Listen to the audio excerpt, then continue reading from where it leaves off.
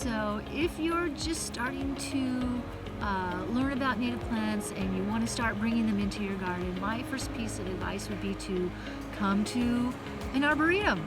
You know, look at the gardens, look at how they're growing, look at how they look during different stages of life. When you go to the nursery, everything is small, and it can be really hard to envision what it's going to look like 5, 10, 15 years out.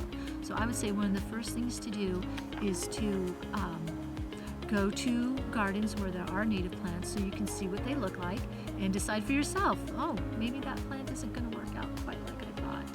And then also join your local California native plant chapter.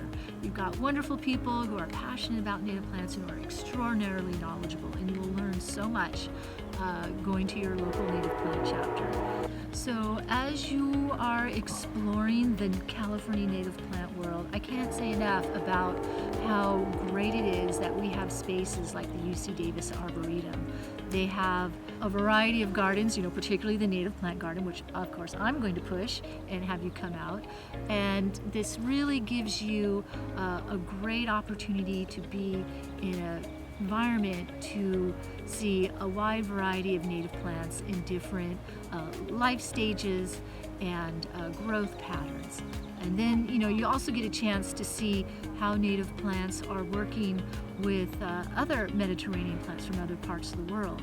So to have a resource like an arboretum in your community, go out and take advantage of it and go out and learn and see what they have to offer, because it's a resource that shouldn't be overlooked.